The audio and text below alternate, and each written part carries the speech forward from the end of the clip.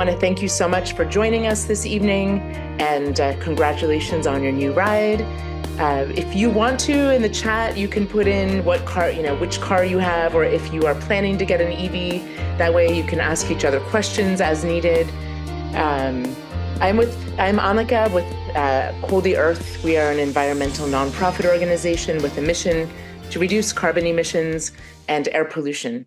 While we are big fans of walking, biking, public transit, and carpooling, preferably in an EV or an e-bike, with our Ride and Drive Clean collaboration, we work to advance the adoption of electric vehicles, EVs, and e-bikes in a fair and just marketplace.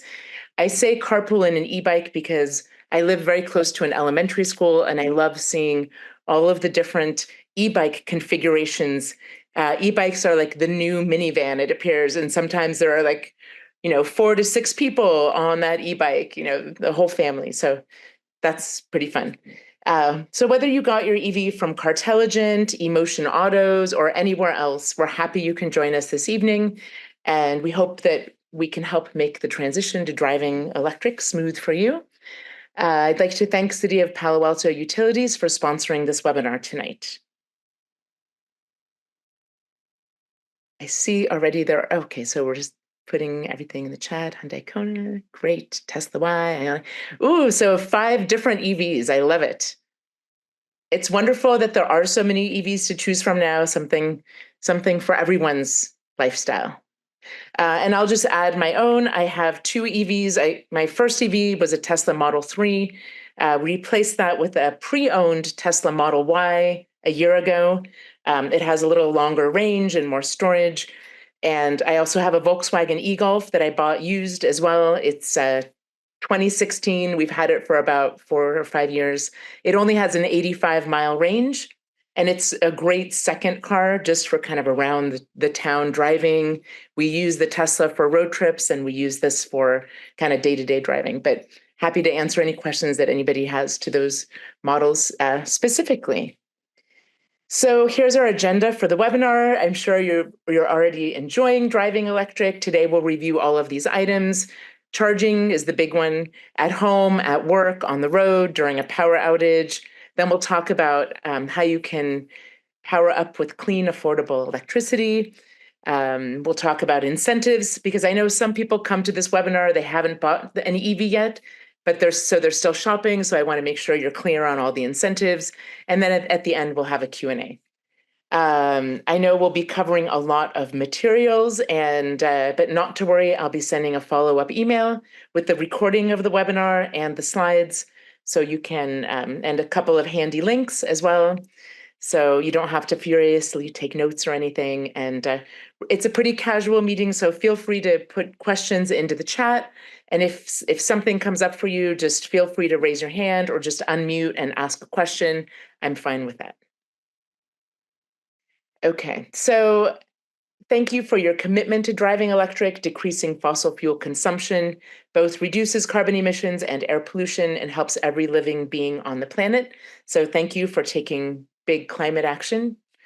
And just to do a little review before we get started, just the breakdown of California's GHG emissions. While it's important to take lots of different climate actions, this chart emphasizes the importance of getting off of fossil fuels, really. Our passenger vehicles are the single largest source of emissions in the Bay Area, in California, and in the US, representing in the Bay Area about 50% of our individual carbon footprint. When you switch from a gas car to an EV and plug into clean energy, like we can do here in the Bay Area, we can cut our carbon footprint in half. So thank you for taking action. So we're going to kick this off with the charging overview. People get worried about charging, but for most people, 80 to 90% of charging is done at home or at work. Charging at home or at work is easy. So at home, just plug in the charger that comes with your vehicle into a standard 120-volt outlet. There are no install costs besides perhaps a grounded heavy-duty extension cord if you need that. And you'll be able to charge between 25 and 40 miles in 8 hours, whether that's overnight or during the day, depending upon your lifestyle. In the Bay Area, on average, people drive 25 miles a day. So this simple solution called Level 1 charging works great for most people most of the time. If you drive more than 40 miles a day, a good option is to see if you can charge at work. And if not, you may want to purchase a home charging station for level 2 charging. You'll get about 25 miles in an hour, so you can easily get a full charge overnight. However, that's not typically the case. So charging an EV is different from filling up a gas car. You're basically just if you have access to charging at home, you're basically just topping off the electricity that you used each day. For me, that's going from between 60% of my battery charge to 80% on a day-to-day basis. I live up in San Rafael, just north of San Francisco. Sometimes I go visit my mom down on the peninsula, and so I come home and I don't have that much charge left. And then the next day, my husband has to take the car to go down to Redwood City or something. Then it can be a little challenging. We have to make sure we're really on top of charging and make sure we're getting enough charge in that car. But for the most part, we're really just topping off what we use that day. And that's quite easy to do with level 1. And depending upon how much you drive, level 2. The first step is to consult with an electrician to check your electrical panel capacity. And if you're just going to plug into a 120, regular standard outlet, you'll want to make sure that that there aren't too many outlets hooked into the same circuit. So just to kind of check that you're not going to blow the circuit or anything by charging your EV. Charging away from home is easy too. There are many level 2 public chargers available. So you can charge when you're around town and running errands. When I go to farmers market at the Civic Center near where I live, I like to charge up for the hour that I'm there. I pick up 25 miles. It costs me about $1. It's easy. It's great. A lot of the level 2 charging in the Bay Area is offered by ChargePoint. So I have my ChargePoint account. It's actually in my Apple Wallet. So it's really easy. I just double click, it comes up, I connect, and it's very easy. But when you are going on a road trip, you'll want to fast charge with a level 3 charger, which is the fastest charging available. There are currently 3 standards for fast charging. There's CHAdeMO, CCS, and NACS. The one on the left here under level 3 is CHAdeMO, which is only used for new Nissan Leafs and some older Japanese cars. The one on the right is NACS, which is what Tesla uses. Tesla came up with that. We're now calling it the North American Charging Standard. The one in the middle is CCS. All other EVs besides Nissan Leafs and Teslas use this one in the middle. But things are changing, and so we've adopted this North American Charging Standard, which is really, really great news because the Tesla supercharging stations are incredibly reliable, like 99% reliability rate, compared to some of the other charging networks for level 3, which are more like 75 or 80%. So we think this move has been really great. So the way this is going to roll out, because of course many EVs can't use the Tesla, don't have a Tesla port in the car. So EV manufacturers are going to be sending out adapters so that you can use the superchargers. And starting in 2025 models, a lot of the EV manufacturers are going to be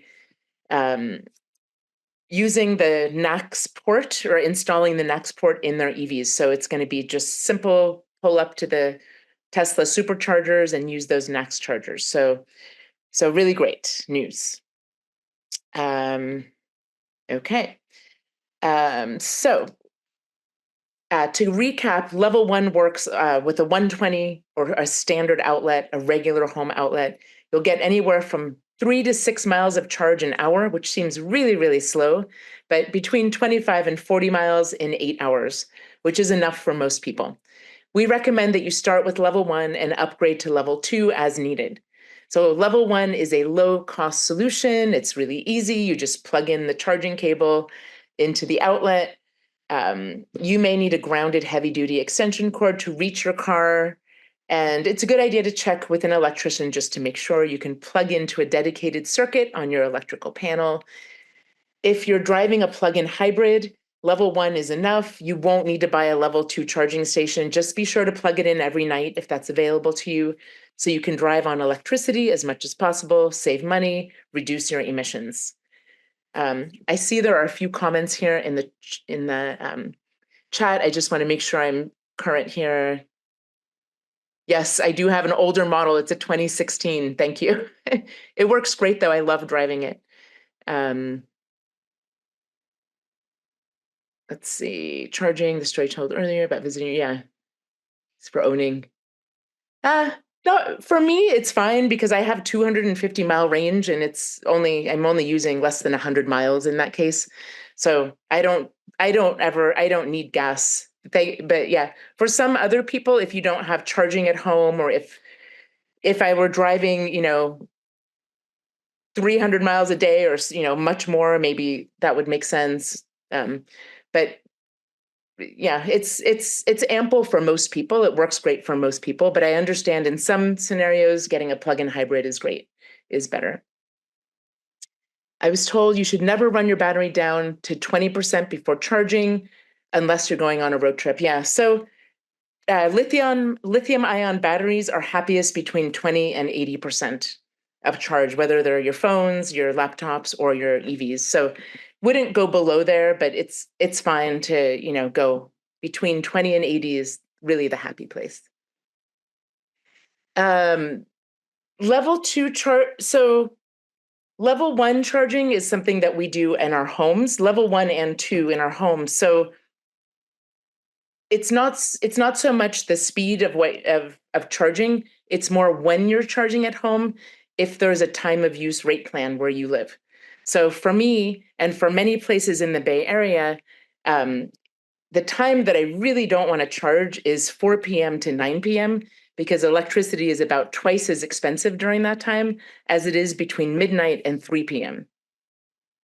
So it's more that level two charging tends to be more affordable than level three charging.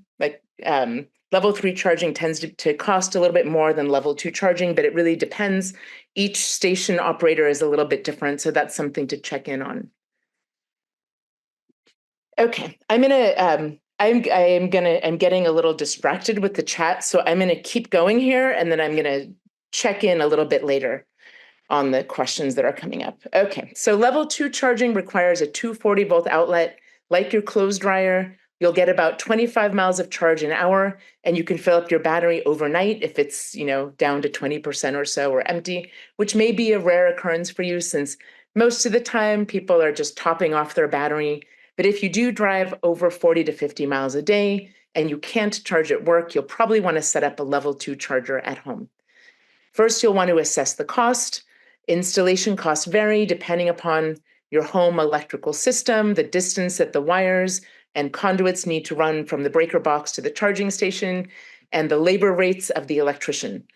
To help figure this all out, you can hire a licensed electrician, you can ask a friend or a neighbor or get a review on Nextdoor or Yelp. Ask your electrician for the maximum amps and buy a charging station that matches this rate. I'll send you a link to the home charging advisor in my follow-up email that can help guide you. Before buying a charging station, also you'll want to determine the best location.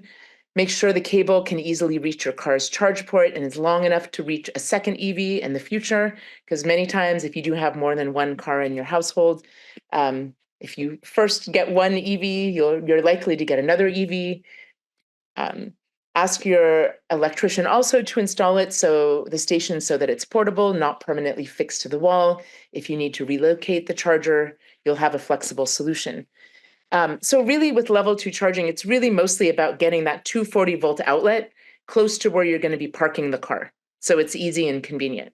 So in our household, we have a long driveway. We park our cars outside. So we just have two outlets, one for just two outlets just on the side of our house.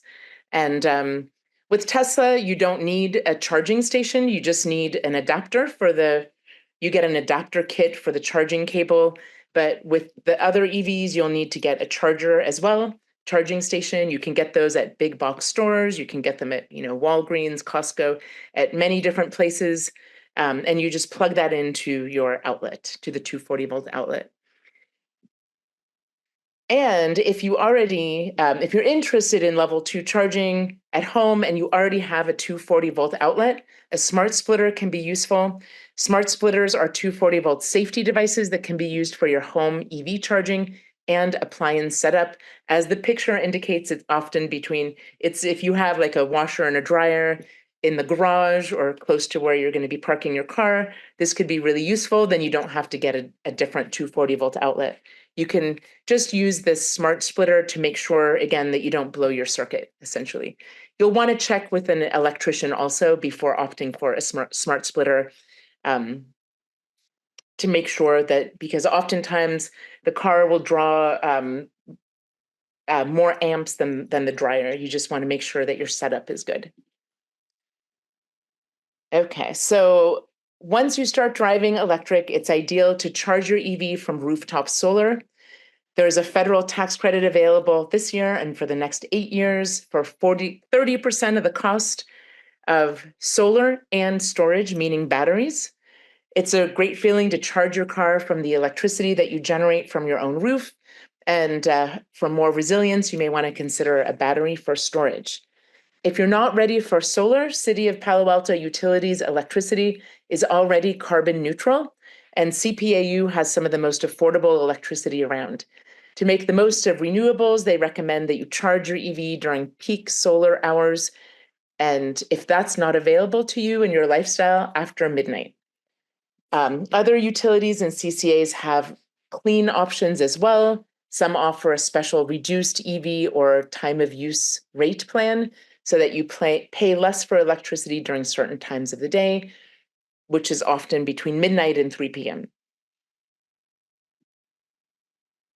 And this is just an example of if you get your electricity from PG&E and possibly a CCA. This kind of just shows these time of use rates. Currently, City of Palo Alto Utilities does not have a time of use rate, but I think they're working toward that. So you can charge at the same rate if you live in Palo Alto. Any time, it's the same cost. But in other areas in the Bay Area, you can see how impactful it is to charge during the off-peak times between midnight and 3 p.m. And all of the utilities, I work a lot with different utilities and CCAs, and they all recommend charging during the day when the sun is shining when possible, because we have so many renewables on the grid during the day, not as many at night. I don't know. Sometimes when I need a little, I usually have mine set because I work from home to start charging at 10 a.m. But if I need to use the car, I'll set it to like 5 a.m. or 6 a.m. or something just to make sure I have enough of a battery charge. And this is, yeah, just to kind of indicate renewables on the grid. So you can see that we have something called the duck curve. That green line should have really been yellow, I think. I don't know. But between, when the sun is shining, that's when we have the most renewables on the grid. So that's when we want to be charging. It's funny, I gave this presentation to my father many years ago, and he told me that he thought it was interesting because he was told like we shouldn't use so much electricity during the day. But now things have shifted a bit. So with all the solar energy that we have and renewables, so this is great. Okay, so say goodbye to the gas station. It's super convenient and easy to charge at home or at work. You just need to get into the habit of charging daily or really as needed. To save money and charge with clean energy, you'll want to program your car to charge during off-peak times. And for many, many people in the Bay Area, that's midnight to 3 p.m. And on a day-to-day basis, we've talked about this already in this webinar, but most manufacturers recommend that you charge your battery to 80% to avoid any potential battery degradation. You can crank it up to 100% before a road trip to enjoy the full range of the battery. And if you drive a plug-in hybrid, or a PHEV as we call them, remember to always plug it in so you can cover most of your driving on electricity. I have a friend with a Honda Clarity plug-in hybrid, and the first year that she had it, she never went to the gas station because it had 48 miles of electric range, and she doesn't drive that much, and she was able to just plug it in every day. And so she ended up she called Honda and she was like, what should I do? I haven't used the gas part of this car at all. And they recommended that she empty the gasoline and refill it just to make sure it's new, but at least she didn't have to combust it. So she was happy. Yeah, and I hear that from a lot of people who have plug-in hybrids that they go to the gas station 3 to 5 times a year. And because it's really when you go on road trips, and that's the benefit of plug-in hybrids. You can do most of your driving on electric when you're around home, and then use the gas tank when you're on road trips. You don't have to deal with charging on the road. Okay, a little bit about charging on the road, charging at work. So when you can charge at work, your workplace may be your primary charging source, especially if you live in an apartment or a condo, or you can use it to boost your range. You may as well if you're parked at work all day. A lot of workplace charging is becoming available. Many workplaces are building these like you know, solar areas, and you can just park and charge right under them. So that's really great. Be sure to check your employee benefits for driving an EV. Sometimes there's discounted charging for employees. Sometimes there are other benefits, so it's really good to know.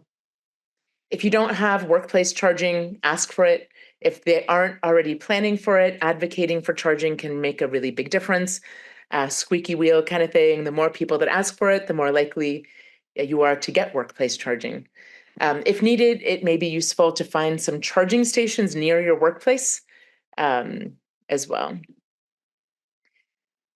So there are several EV charging solutions for people who live in apartments and condos, and there are more solutions on the way.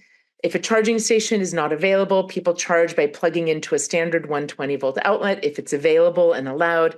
Depends on where you're parking, your own circumstance.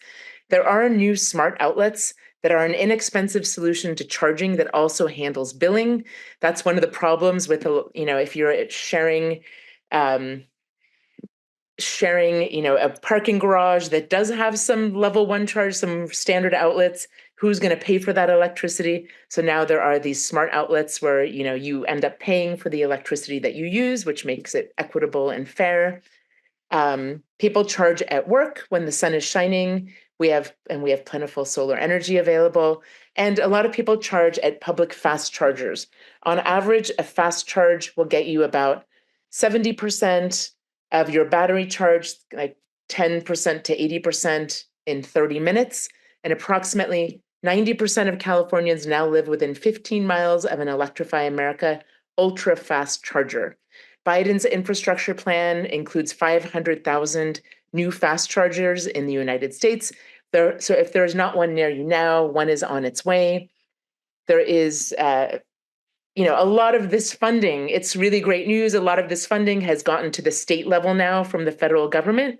And now it's a matter of states coming up with a plan and making sure that EV chargers are being deployed at the right places. And it's interesting. There are different philosophies on this. I think we need as much charging as possible. So some companies are working on. As you can imagine, if you live in an apartment or a condo, it's more challenging than if you live in a single family home and you can just plug in every day easily. So I know in the Bay Area, some of the CCAs are planning on lots of level 2 charging in apartments and condos. And that's really great to make it more convenient for people who live in multifamily homes. And then others are planning level 3 charging, super fast charging nearby in shopping centers close to apartments and condos. So it's just like maybe once a week, a quick stop for 30 minutes while you're running your errands or grocery shopping or something like that. Again, if you live in an apartment or a condo, advocating to your property manager or property owner is a really great idea. Again, the more times they hear that, the more likely they are to install charging.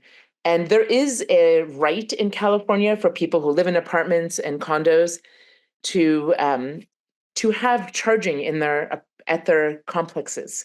So the owners can't really say no, but they don't have to pay for it. So it's something that you'll want to kind of work out with your property manager or property owner. Okay, so I wanted to talk a little bit more about these smart outlets. So if you park your car in a shared space like a garage, these smart outlets offer an affordable way for EV owners to charge their vehicles. You plug your charging cable into the outlet and use the app to start and end the charging session. These smart outlets monitor the electricity you use to charge your EV so you can reimburse the owner for that power. So you're just, paying for what you use. Orange Charger, Plugzio, Go Power EV. There are so many solutions on the market now, and that property managers can use to kind of install these. Okay, so we're going to talk a little bit more about charging on the road. So for most people, 90% of charging is done at home or at work. Charging on the road is getting easier all the time, but it does take a little bit of practice. So while there are many level 2 charging stations around that you can use when you're, running errands, level 3 charging is for charging on road trips, and it is the fastest charging available. You can see these signs, like the blue sign there with EV. Oftentimes in parking garages, they'll have this sign. Sometimes on roads or streets or even on freeways, you'll see these so that you know that there's EV charging close by. So the speed of charging depends on your EV, and the speed that the charging station can provide. So any CCS car, that's the charging standard that most cars use, can use any of the CCS charging stations, and it will charge at the speed of the lowest common denominator. Meaning, for example, if your car can take 50 kilowatts and the charging can charge at 200 kilowatts, you will charge at 50 kilowatts because your car can't take the electricity faster. If your car can take 150 kilowatts and the charging station can just give it out at 100 kilowatts, you'll charge at 100 kilowatts. So it's kind of, if you have a car that doesn't take super fast charging, sometimes there are different charging stations. At each charging station, there might be some that are 100 kilowatts, some that are 250 kilowatt. So if your car can't take a super fast charge, it's nice to just know to be thoughtful and courteous and maybe park in one of the slower ones. This might sound funny, but sometimes, when you're charging, I was going to say, you'll want to unlock your car to release the charger. So sometimes I know many people have been there where you're at a public charger and you're trying to release the charging cable and you can't. It seems stuck. Make sure you double click on that key fob or unlock the car, and then you'll be able to pull it out. You don't want to yank on it too hard because you don't want the whole charging port to get messed up. I've had about 10 friends call me and they're like, I'm at a charging station and I can't release it. I'm like, unlock the car and it will release. Beware of the linger fee. So it's actually a courteous thing. So if you are parking at an EV charger and you're done, you've been there for 30 minutes, you're done. You don't want to keep your car there because we want to free up that space for other people who would like to charge their cars. So often the way a lot of charging companies manage that is they start charging you for that time. So sometimes they'll give you a 5 or a 10-minute, time frame, and then they'll start charging. So with Tesla, I think it's $1 a minute that you're parked in the charger, that you're plugged in and you're already fully charged or to 80%. So that's just something to know about. And really, we do want to, get in, get our charge, and get out. I have literally been at the grocery store down in San Mateo at the Whole Foods market charging. My cart is, I haven't quite checked out. I'm ready to check out. And then I get the warning on my phone, your charging is done. You're going to get a linger fee. So I leave the cart, run to my car, move it, go back and check out. So the other thing to note is when you're charging at a fast charger, the fuller the battery, the slower the charge. So when you get, I try to plan my trip so that I arrive with about 20%, of charge, and it's really, really fast in the beginning. And then as my battery gets full, it slows down. And once it gets to 80%, it's very, very slow. So I don't, even when I'm on a road trip, I don't often go beyond 80%. I would rather stop one more time because it's quite slow going between 80 to 100%. And that's really just to protect your battery from battery degradation. So it automatically just slows down. I don't mind, stopping and stretching my legs a little bit. I'd rather do that than just sit there. Sometimes though, if I'm having a meal and I have more time, I'll let it go to 100. Um, okay. So taking a road trip is getting simpler all the time. There are thousands of public charging sites that provide fast charging and more are coming. Many cars have their own navigation systems to find charging stations. And then if not, you can use apps like PlugShare and a better route planner. It's easy to plan a trip and find chargers along the way. Typically, if I'm going on a long road trip, like I went up to Bend in May, I like to kind of plan it out a little bit. I can, just go to PlugShare and kind of see where I'm going to stop, see what the amenities are, and choose my charging station based on that. If I want to go to grocery shopping during the time or eat dinner or something, you can usually plan your charging stops, with a meal or shopping or running errands or something like that. Um, okay, I'm actually going to go to PlugShare just to show you how it looks. Okay, so what do I have here? Yes. So this is the PlugShare site. When you get to the site, there is actually like a little demo that you can walk through that will help you sort of understand how to use this. But there are filters here, and so if you're looking for specific amenities, dining, restrooms, whatever, um, free charging, even you can click on these different things that you're looking for, shopping, grocery shopping. Um, I have this for my e-golf. I was actually helping my daughter who was taking this car to the city to go to a concert, and she was nervous that she wasn't going to have enough range. So I helped her find a charging station. But let's do this for, like, let's say, the very popular Hyundai Ioniq 5. So if I'm just kind of around town, I would use this, the J1772. That's level 2 charging. But if I'm on a road trip, I'm looking for the CCS1 charging. That's for fast charging. So I'm going to only look for these chargers. Um, and, I can put in, where am I going? Yeah. What do I have? Well, why don't I do something a little bit more like Palo Alto, California. So here you can see all the fast chargers that are located around Palo Alto area. These are the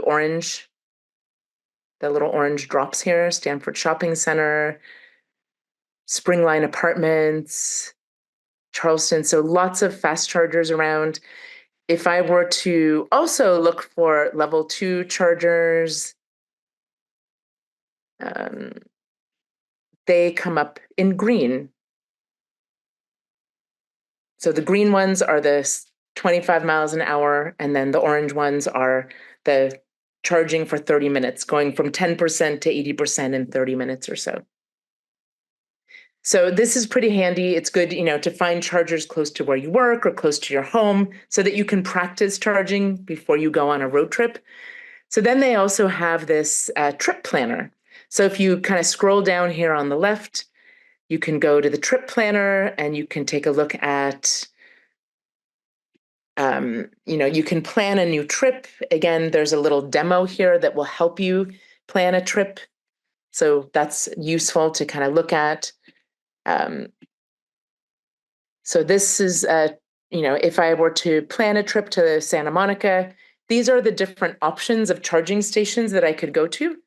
So I kind of know how much range I have. I have 300 miles of range, but really that's if I'm driving like 60 miles per hour and I'm not using a heater or or the AC or anything like that. So I kind of know if maybe I have 250 miles of range or 200, I'll want to drive like 220 miles.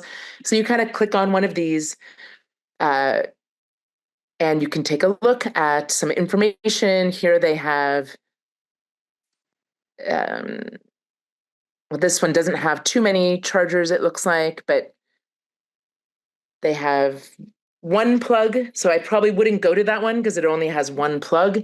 I might choose Pea Soup Anderson's. Let's see. Does that one have any more? This one has a Tesla. I've been to this one actually, Tesla chargers, but the NACS chargers. So if you have that charging adapter and you can use Tesla superchargers, you can go to that site right there. But basically, this is how you kind of find the charging stations that you can go to. Um, Very handy, but definitely play around with this a little bit before you head out on the road trip. And as I mentioned, a lot of EVs now, a lot of the newer EVs have navigation tools built in. Even with my 2016 Volkswagen e-Golf, I have Apple CarPlay, so I can just kind of push on the button and say, find Electrify America charging nearby, and it will pull up the closest ones, or find ChargePoint charging nearby, and it'll pull them up. So it's pretty easy to find them. A better route planner, it comes out of Europe. It's a little bit more accurate because, as I mentioned, maybe even though my car has a 300-mile range, I might not get that full 300 miles. And of course, I don't want to arrive to the charging station with 0% of my battery. So with a better route planner, you can put in how many passengers you're going to have, if you're going to use AC, if you have luggage, and it gives you a more accurate reading on, you'll tick if you're going to use AC or the heater, and it'll give you a little bit of a more accurate measurement of, where you should stop and charge along the way. You can get these apps also, which makes it handy when you arrive. Like I remember arriving in Santa Barbara, and I was like, I have no idea where to charge. And then I found that there's lots of charging available in a lot of the parking garages. So by having the app there, it was really handy for me to find them. So these four, Electrify America, EVgo, Tesla, and ChargePoint, are some of the more popular charging networks that you'll see on a road trip. Sometimes when you buy a new EV, you might even get something like 2 years of free charging with EVgo or Electrify America, in which case you would focus on that one because then you get to go on a free road trip. But it's handy to have all of these apps on your phone. Just if you're on a road trip or a kind of an adventure road trip and you're not exactly sure where you're going to stop to charge, it's handy to have these all set up before you go on the road trip. You'll want to hook up your credit card to them so that you don't have to deal with that when you're on a road trip and you just are interested in arriving to your destination. And again, I want to emphasize that you want to practice public charging locally before heading out on a road trip, just so that you're familiar with it. It's a little different than going to a gas station. So we recommend that you just practice a couple times just so you know how to do it. Another thing to mention is that many hotels offer charging as well. We call it destination charging. So when you're on a road trip, you might arrive to a hotel and you can plug in there overnight. I will caution you that I've done this a lot. My daughters used to play club volleyball, and we traveled like all around the state doing this. So I had to arrive at hotels. Sometimes it would be free, and that was such a nice bonus. But really, like, read the fine print. One time I arrived in Santa Cruz, I remember, and even though I was only filling it up like 100 miles, it charged me for the whole time I was parking overnight, and it was like $30 or something. I was like, what's going on? I called them and they got rid of that fee. But in the small print there on the charger, it said it will charge every hour. I don't know if it wants me to get up at like 2 a.m. to unplug my car, but I wasn't about to do that. Also, if you like to stay in Airbnbs and Verbos, you can also always ask the property manager or let them know that you drive electric. Sometimes I'll bring my cable with me, and a cable and an extension cord. I've done that before. I just kind of have it in the trunk, and then I can just plug in. Sometimes I've been in some remote areas, and that's been really helpful just to plug in while I'm there. So that's something to think about. Every time I've reached out to a property manager, they've always said, no problem at all. And sometimes they're like, oh, we have an extension cord, we'll help you out. So that's really nice. It's always nice to be courteous and let them know, though. Okay, one more thing I wanted to talk about is another related to charging, is that, this vehicle to X, or, vehicle to load situation that we have with the EVs. EVs, some people say, are just really like batteries on wheels. So they have really big batteries. Most EVs, like the batteries in the EVs, are equivalent to like 5 Tesla Powerwalls. So they're big. Driving is really energy intensive. So they're really big batteries. And we're going to talk a little bit about how to use the energy in these batteries to power certain things up. So some people are worried about buying EVs because they won't be able to power them up during power outages, but EVs can actually help. And note, with gas cars, you cannot put gasoline if there's a power outage. You can't fill up your tank because you need electricity to get it started, to do the pumping of the gas, actually. So what's nice is if there's a public, a power outage, normally kind of in advance if this is going to happen. So you make sure your battery, you've charged your car fully so it's ready to go. But so the first scenario is that you can plug in an inexpensive 300-watt inverter, this red box here, into the accessory port of an EV. We used to call that the cigarette lighter port. And power up your small appliances like cell phones, laptops, and LED lights. I used this when we had a power outage for 5 days in San Rafael a few years ago. We are campers, so it's not that hard for us. We don't mind living by candlelight or lantern. But I started after day 2. I plugged this in, and then I plugged in a bunch of string lights, and then brought light into my living room in the evening. So that's pretty handy. Uses very little electricity to use string lights. I also keep one in my car sometimes if I'm driving around. If I end up driving around and I need my computer and it's not charged, I can charge it while I'm driving. I can charge my phone, or when I stop driving, using this device as well. So pretty handy to have when there's a power outage. Sometimes we have just a temporary power outage at my house. I can just go work in my car and plug in my computer and my phone, or set up a little table next to my car as needed. So while this low wattage inverter cannot power up your refrigerator, which is for many people the most important thing, you don't want to lose all the food in your refrigerator and freezer. There are some new EVs out that can this year, like a lot of the Kias and the Hyundais, and many of the trucks can, because they have higher wattage bidirectional chargers. With one of these EVs, there's no need for a generator at home. It acts as a battery on wheels away from home. So you can just plug in this adapter that you see in the middle picture there, and then plug in an extension cord, and then plug in your refrigerator or other large appliances. So that's really handy to know. You can plug in your refrigerator for a week, with a full charge on your car. So that's really nice to know.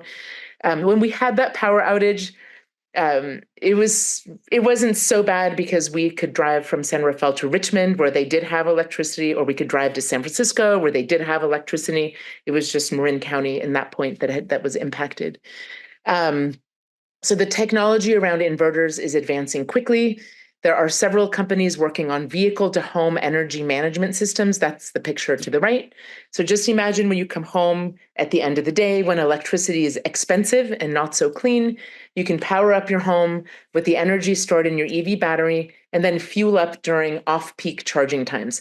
This is kind of an everyday kind of scenario.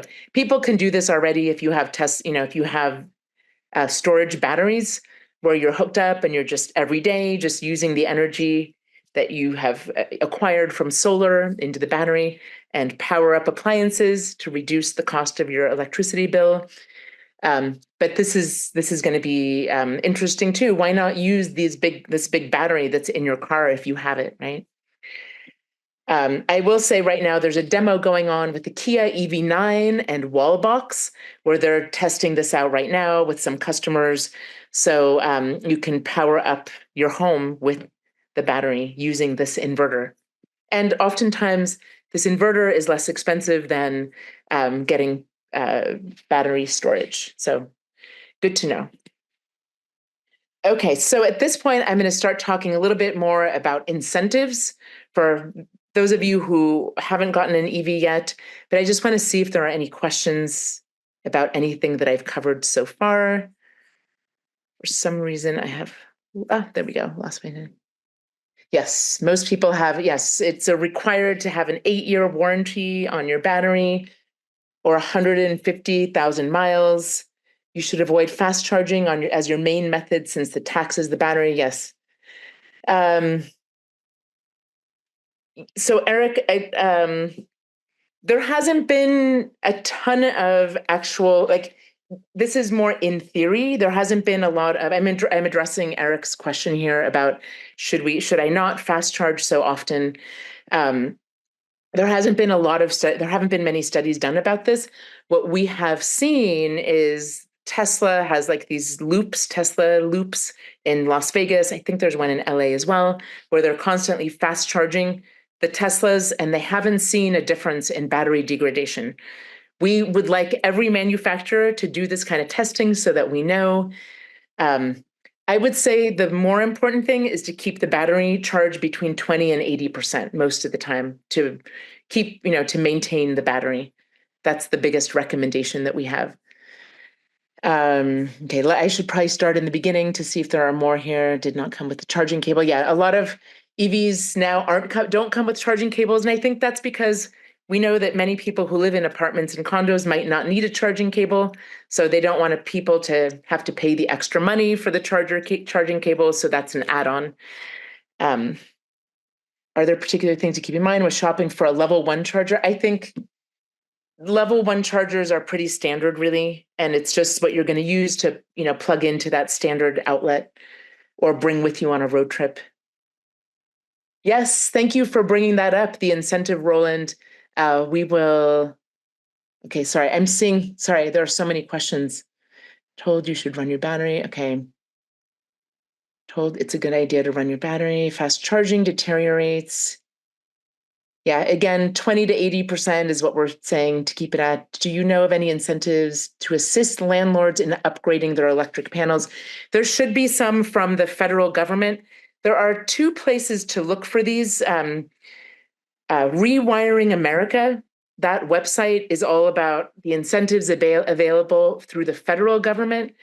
And then Switch is all about California rebates and local rebates. So those are resources to go and find out. I know that there are, particularly in our priority communities, there are grants available to upgrade the electric panels. And that's really important because one of the issues that we run into is that we can't install charging because the electric panels need to be upgraded, and that's very expensive. So there are federal grants available for that. Any new EVs with free charging for a year? Yes, many of them come with free charging for a year. Some of them come with free charging for 3 years. I think the Volkswagen ID4 has free charging at Electrify America for 3 years. The peak solar hours are really like 10 to 3. I mean, it sort of depends on, when you're like right by the summer solstice, you have like some more great solar hours. That's a great time to be charging your EV. But yeah, like 10 to 3, 10 to 4, 10 to 5. I mean, in the middle of the summer, it's baking at 4 o'clock. I'm pretty sure my solar panels are producing a lot. Yes, we are about to start talking about incentives. Roland, BACMed does run a program here in the Bay Area called Clean Cars for All. It's a retire and replace program. Thanks for sharing that. It does have some income qualifications on it. Let's see. Okay, so your Hyundai Ioniq did not come with a charging cable. Okay, usually you could pick one up from the dealer or one online. I know with Tesla, it's like it's like a $250 kit, but that gives you level 1 and the adapter for level 2. So check in with the dealer. I would do that. ID and back call once you pass the Modesto. Okay, some tips here. Yeah, the charging structure for Tesla, the superchargers is in place. You can do road trips anywhere with if you can access the Tesla supercharging network, it's very easy. I know plenty of people who drive Chevy Bolts and other CCS cars that use Electrify America and EVgo that have traveled all over the United States. It may take a little bit, it's a little bit more, planning to do this, but it's definitely possible. People are driving up to Seattle, definitely down to LA, all over the United States, road trips to Texas and back. You just have to sort of, yes. Roland, you're full of really great resources. Thanks so much for sharing all of this. Yeah, so Electrify America is capping off to capping charging at 85%. Again, we want to make sure that you get enough charge to keep going on the road trip and that other people can have a chance to charge as well. Yes, you can find out which on PlugShare, you can find out which ones on the app are in use. Also, which ones are, occupied or free or unused. Yes, you can find out from the app.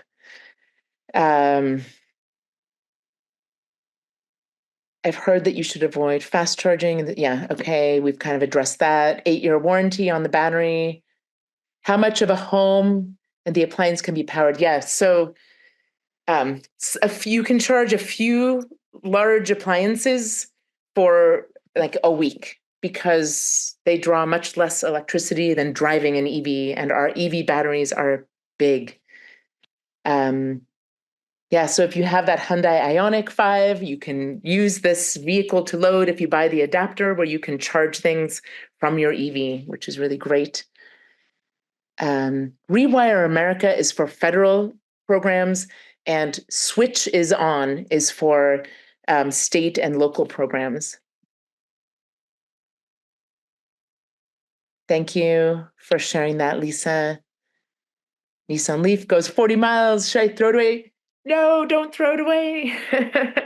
That's great, Scott, that I hear a lot of people come to my webinars. They bought an original Nissan Leaf. They've had it for over 10 years, up to, yeah, and down to 40 miles. Some people are driving these. I mean, if it's an around the town car, you can keep it. Otherwise, I would sell it. You can still get some money for that. And you can recycle the battery also. So make sure that you're however you're getting rid of it at a dealer, or I mean, somebody will want that car for sure. Okay, same thing here, leasing, fast charging, that's great. Okay, I'm going to keep going here. So, although early EV drivers paid a high premium for electric cars, today's EV drivers often save money, and here are some reasons why. It costs less to fuel an electric car. Fueling a gas car can be 2 to 5 times more expensive than fueling an EV, depending upon where and when you charge it. And electricity prices tend to be more stable than gasoline prices, as we've seen in the past few years. In addition, maintenance costs are 40% lower for EVs. It's basically adding windshield wiper fluid and rotating your tires. No oil changes, not so many maintenance visits at all. Then there are incentives that are available that can help you save money. And we'll talk a little bit about these. Right now, we have the federal tax credit.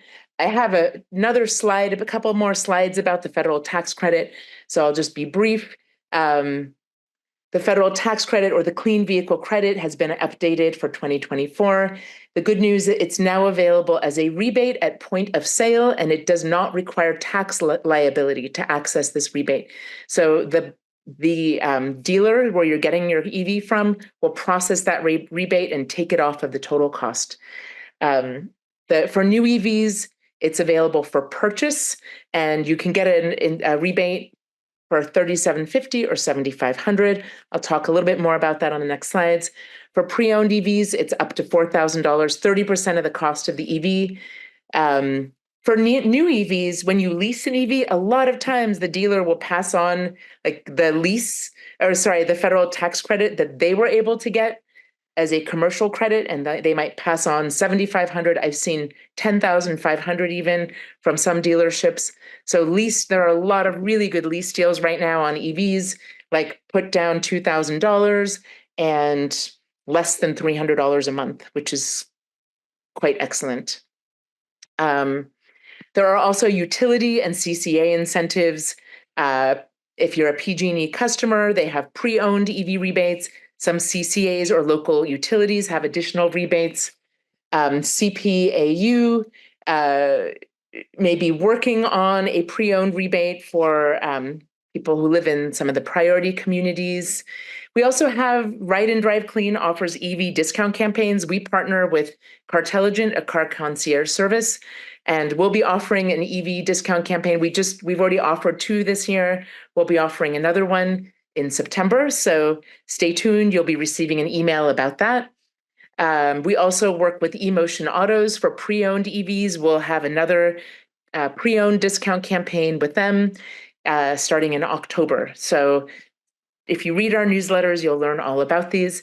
The nice thing about a lot of these rebates is that they can be stacked. If depending upon your income and where you live, in some places in the Bay Area, some people can get like $23,000 in incentives off of an EV. Oftentimes that depends on your income. And it's really great. We're really wanting to see everybody being able to get into EVs, so making things a little more equitable. Okay, so we can stack a lot of these incentives. Here's a savings calculator where you can go to find out which incentives you qualify for. Okay, so a little bit more about the clean vehicle credit for new EVs. And first, before I dive in, I want to emphasize that I'm not a tax expert, so I recommend that you verify with your tax professional for guidance if you are planning to take advantage of this. I mean, it's really available as an upfront rebate now, so you may not even need to do that. You can claim this as a tax credit if you would like. So this is available for EVs that are purchased or financed. The EV must be assembled in North America. There are both vehicle price limits and income limits. The income limits are on modified adjusted gross income, the year it was delivered or the prior year. EVs will also need to meet both the critical mineral and battery component requirement to qualify for the maximum available credit. It is broken up into 2 smaller tax credits, and that's why some EVs qualify for $3,750 while others for $7,500. Importantly, the dealer must be registered with the IRS, and you will need to leave that dealership or the transaction if you go through Cartelligent with a seller's report so that when you file your taxes, you have that paperwork ready to go. If you decide to take this as a tax credit, some people aren't really sure how much they're going to earn this year, and they're not sure if they're going to qualify for this, especially in the Bay Area with the high cost of living here and higher incomes. So if you're not sure, if people aren't sure, sometimes people will wait and do it when they file their taxes. If you do end up taking it as an upfront rebate and you go over these income limits, you're going to have to pay that money back in the end. Okay, so just to make it easy, these are the EVs that qualify for the federal tax credit.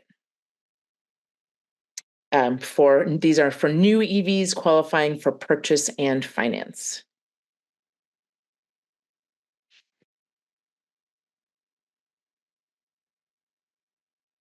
So when you think about this, if you're looking at one of these EVs, we're really at, the same.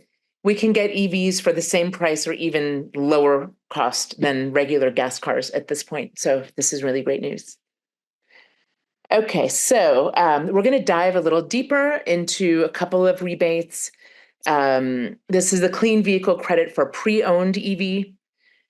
So through the IRS again, you do have to do this through a dealer that's registered with the IRS. I'll let you read some of the information here.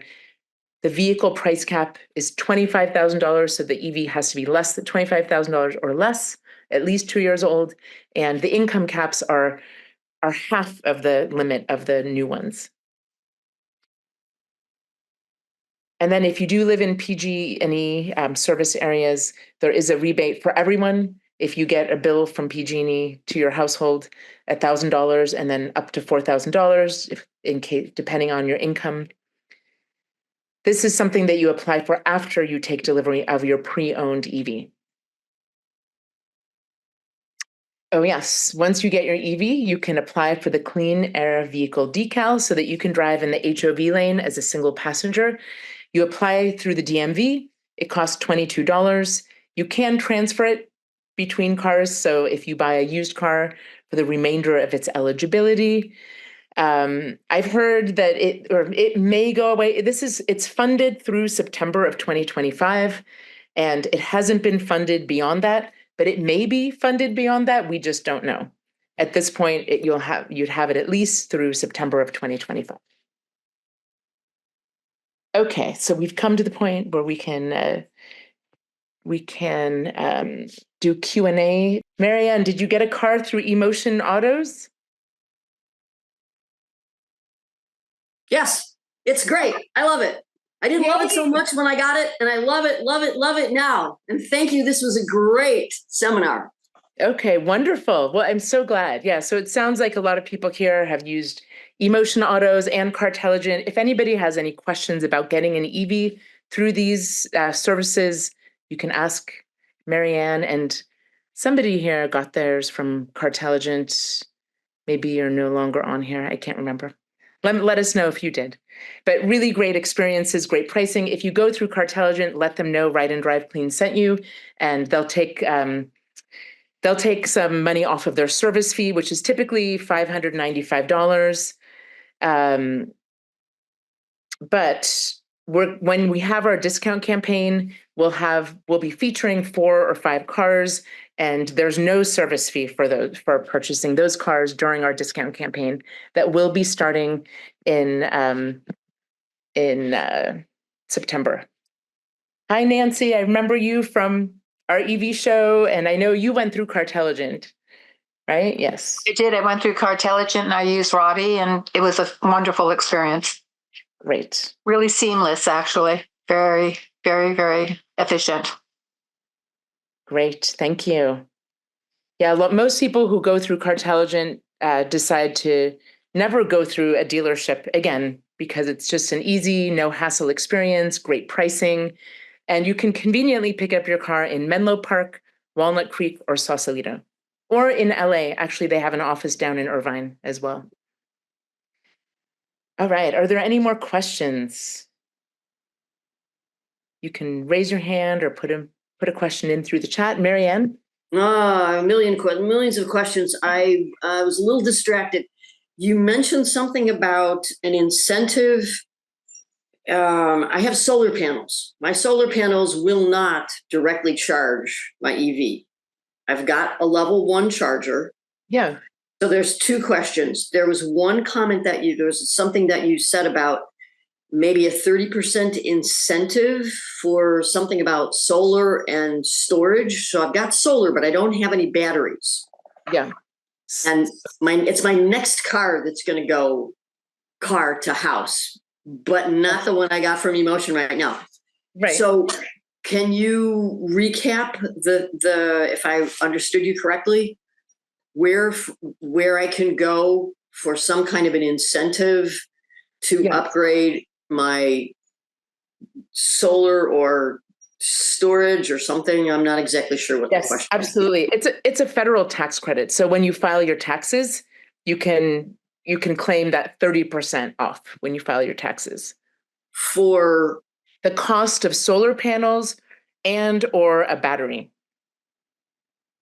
Okay. And actually, because you have solar energy, if you're charging during the day when you're generating electricity and plugging into a standard outlet, you are using the electricity from your solar panels. Oh, it's just coming through the system and then going into the car. It's essentially you're using the electricity that you're generating.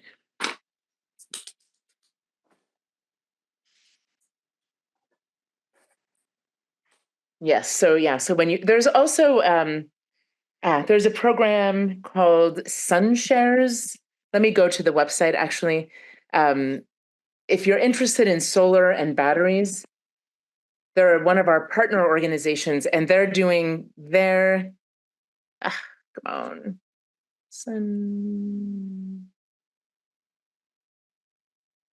SunShares. They're doing a program, Bay Area SunShares here. Let me get the link. They are going to be kicking off their discount campaign on solar and storage from September. It'll be September 1st through November 15th. Let me put their link in the chat as well. We are a partner of theirs, so they are holding 3 webinars about solar and storage, and they offer discounts and help getting you set up on solar. I went to a big conference about like CCAs and utilities this year, and basically all of the messaging was we need more solar panels, like individual solar panels, solar farms. This is what's really going to help us, really solar and storage, because what we don't use during the day, if it's stored in the battery, then if we'll have that during times when the grid is more strained, the electric grid is strained. So it's really going to be a big solution. Did you cover if rebates, sorry, for chargers? I don't think Palo Alto has any rebates for charging currently. Unfortunately,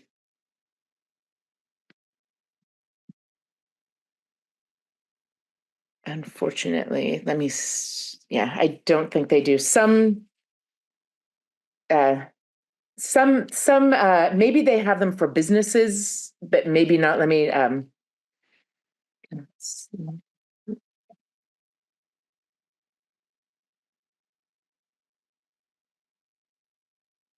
see for they have incentives for multifamily properties and organizations, but not for individual residents.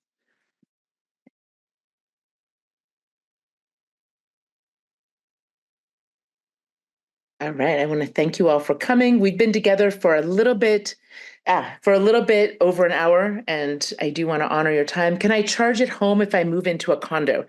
It depends on the condo. So some condos, that's something to really look into. If you're look into that condo to see if they have EV charging, to see if they have standard outlets, in the parking garage, to see if they're looking at some of these smart solutions that we covered in this webinar.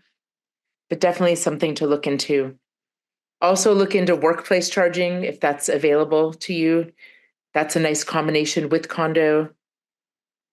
And look at the rates that they're charging for charging.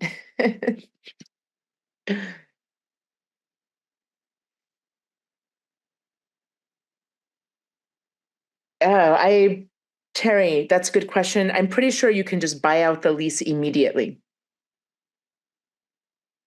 The thing about leasing an EV, there are lots of restrictions on buying an EV. It has to be manufactured in the United States. So all EVs don't qualify. So if you're interested in some of the EVs that don't qualify, leasing could be a good option, because then you can get the Kias and the Hyundais and a bigger range of EVs, and you can get that nice lease deal.